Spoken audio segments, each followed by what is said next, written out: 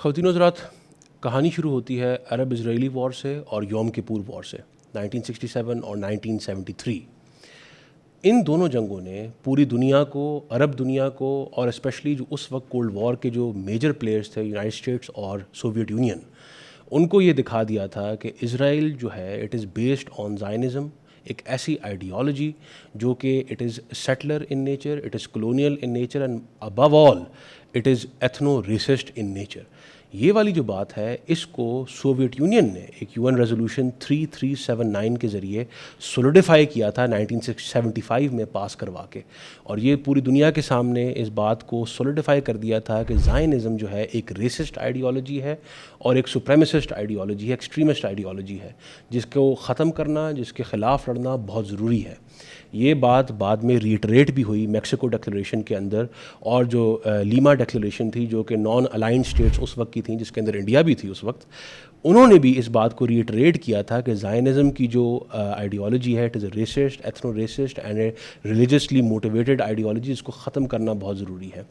اور اس کے ساتھ ساتھ اس وقت جب زائنزم کے حوالے سے یہ باتیں ڈکلیئر کی جا رہی تھیں تو ایک ساؤتھ افریقہ جو تھا اس وقت اپارتھائڈ ساؤتھ افریقہ تھا، زمبابوے اور ساؤتھ افریقہ کے اندر اگین کولونیل سیٹلر جو مائنڈ سیٹ ہے اس کے ساتھ وائٹ سپریمسسٹ گورنمنٹس تھیں جو کہ بالکل بہت ہی زیادہ انٹرمنگل تھیں زائنسٹ ایلیٹ کے ساتھ۔ اس وقت گولڈا مائر کی جو حکومت تھی اس کے ساتھ کام بھی بہت زیادہ کر رہے تھے،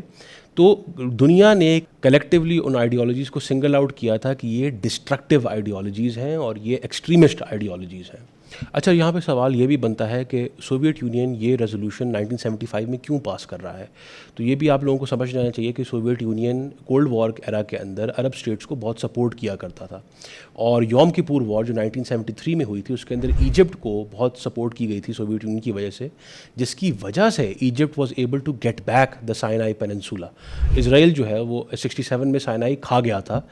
جس کی وجہ سے دنیا جو ہے ایک دم سے شوق میں چلی گئی تھی کہ ارے یہ تو ایکسپینشنزم پہ اتر چکے ہیں۔ پہلے تو صرف سیٹلر کولونیلزم تک بات رکی ہوئی تھی، اب یہ جو گریٹر اسرائیل کی جو باتیں تھیں اور جو کلیمر ایک دم سے دنیا کے اندر سننے کو ملا، وہ 67 کے بعد شروع ہوا کہ ہم لوگ ایکسپینشن کی طرف بھی جا سکتے ہیں، اور وہاں پہ الارم بیلز گلوبل کمیونٹی کے اندر شروع ہو گئے تھے زائنزم کی بیسک جو آئیڈیالوجی ہے اس کے حوالے سے، which ultimately lead to Soviet Union passing the UN resolution 3379۔ یہاں پہ میں نے جو لنک بتایا تھا گولڈا مائر کے دور کے اندر اور اس کے بعد بھی 76 تک اور اس کے بعد بھی آگے بھی رہا ساؤتھ افریقہ اور اسرائیل کے درمیان، اور وہ کیوں تھا؟ اسرائیل جو ہے ساؤتھ افریقہ کو ملیٹریلی سپورٹ کیا کرتا تھا، اور ساؤتھ افریقہ جو ہے ان ریٹرن را مٹیریلز اسرائیل کو پرووائڈ کیا کرتا تھا، لیکن ایک میجر سورس آف کولیبریشن اسرائیل اور ساؤتھ افریقہ کے درمیان اس وقت تھا جو ان کا نیوکلیئر پروگرام تھا۔ 79 کے اندر یہ اپنی زینت کو پہنچتا ہے، اور 79 کے اندر اچانک جو امریکن سیٹلائٹس ہیں وہ ڈوئل فلیش ساؤتھ اٹلانٹک کے اندر دیکھتی ہیں، جو کہ اب کنسنسس سے گلوبل اینالسٹ یہ بتایا کرتے ہیں کہ یہ اسرائیلی جو نیوکلیئر بام ہے اس کو ٹیسٹ کیا جا رہا تھا with the help of the South افریقنس۔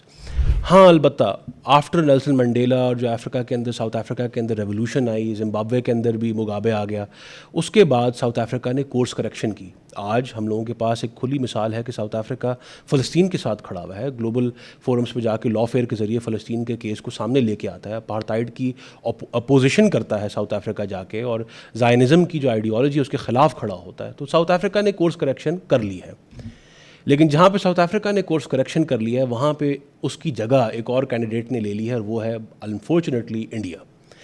India نے کس طرح اس کی جگہ لی ہے؟ یونائٹڈ اسٹیٹس کی انٹرنیشنل ریلیجس فریڈمز کا جو کمیشن ہے اس کی رپورٹ ہے، اس رپورٹ نے آپ کے سامنے کھلم کھلا شواہد کے ساتھ یہ رکھا ہے کہ بھارت کے اندر ایک ایکسٹریمسٹ آئیڈیالوجی جو کہ ڈاکٹر ہیڈگیوار نے اور گولوالکر نے اس کی بنیاد رکھی تھی، وہ اب نہ صرف جنم لے چکی ہے بلکہ اس نے بھارت کے سسٹم کو جکڑ لیا ہے،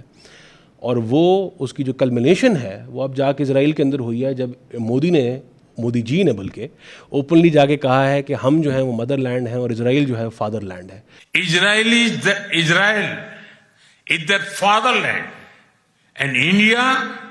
their motherland. تو یہ دونوں اب پیرلل آ کے کھڑے ہو گئے ہیں۔ جہاں 75 کے اندر جب UN ریزولوشن 3379 لائی گئی تھی تو زائنزم اور اپارتھائڈ ساؤتھ افریقہ کے ساتھ کھڑے ہوئے تھے، آج زائنسٹ اسٹیٹ آف اسرائیل اور RSS انسپائرڈ BJP کا جو انفارچونیٹلی سیفرنائزڈ اسٹیٹ آف انڈیا ہے وہ دونوں ایک ساتھ کھڑے ہوئے ہیں. اور اس فیکٹ کو UN کے فورم پہ ایڈریس کرنا پاکستان از دا بیسٹ کینڈیڈیٹ جو کہ اس کو ایڈریس کر سکتا ہے. UN ریزولوشن 3379 کے اندر بھی Pakistan was a supporter of that resolution. آج بھی پاکستان جو ہے جو اس کا سیکورٹی کاؤنسل کے اندر جو رول ادا پاکستان کر رہا ہے اور UN جنرل اسمبلی کے اندر جو پاکستان کی گڈ رپور ہے, Pakistan can and Pakistan should preemptively bring a resolution in order to recognize کہ زائنزم کی جو آئیڈیالوجی ہے اور جو RSS انسپائرڈ BJP کی آئیڈیالوجی ہے, it is fundamentally religiously motivated, extremist,